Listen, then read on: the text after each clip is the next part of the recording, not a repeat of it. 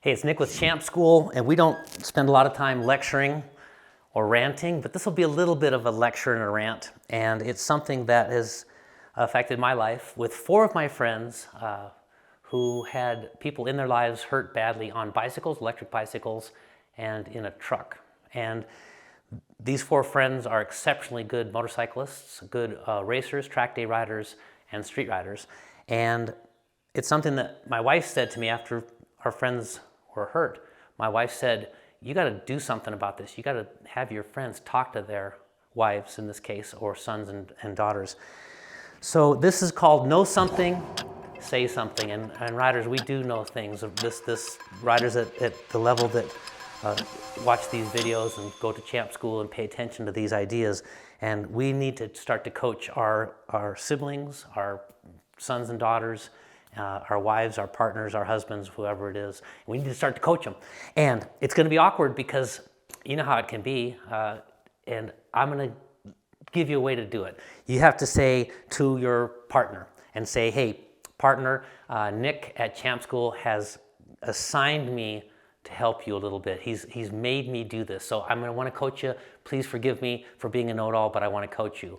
Because riders, people are getting hurt. First example, a friend of mine's wife, and my friend races, Arma, wins street rides all the time.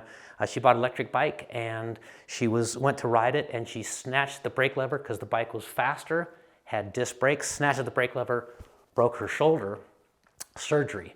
And of course, my friend should have been talking to her about smooth initial braking. And smooth initial braking is, instead of grabbing the brakes, which she did and fell down at higher speeds because the bicycle was faster than anything she'd ever been on two wheels, rather than snatch the brakes, have them practice smooth braking. Not snatch the brakes, but smooth braking, because the first part of braking is to weight transfer through the forks on most electric bikes and load the tire. And you can say it that way. Say, hey, be smoother initial. You want to get the weight forward and load the tire.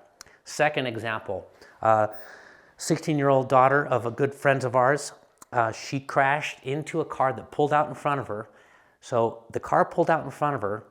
She had never braked that truck or any vehicle at 100%, never got into ABS. In fact, the father sitting next to her had time to reach over with his foot and try to push on the brake. It was that long of a light braking. So the car pulls out in front of her, not really that dangerous, but she didn't brake very hard. She hits the car, spins the car, and a propane truck behind them hits them and flips over. A propane truck that, thank God, didn't catch on fire. So riders, you need to get your partners, siblings, people in your lives out into a parking lot and have them brake and get into ABS. Get it up to 100% of braking and beyond. Have them brake on gravel roads. Have them brake from different speeds up to 100%. And of course, I jumped in the truck with this daughter, and we practiced this because she was nowhere near 100%. Hit a car, propane truck, could have been disastrous. Totaled the pickup. Luckily, insurance paid for it. So get with your friends, etc., and get them to stop their vehicle as hard as they can. Would have prevented this accident by a good margin. Third example, friends of ours go to an island resort and they rent electric bicycles, and the woman accelerates the bicycle faster than any bicycle she's ever been on. She didn't understand radius equals miles per hour. She didn't understand to bring her mile an hour down to match the radius. She just tried to lean over with no brakes, ran off, tore up her forearm, skin graft on her forearm, first day of vacation. So radius equals miles per hour. You can work with your friends on this idea that we bring our speed down with our brakes, not just coast, speed down with our brakes, and we can adjust our radius for the corner, the sidewalk corner with the drop-off that tore up her forearm with a skin graft, adjust our speed for that radius. And the final one, two of my friends, their names are Dwayne and Mark, exceptional motorcycle riders, exceptional track day riders and racers. Both of their sons took a new rider school.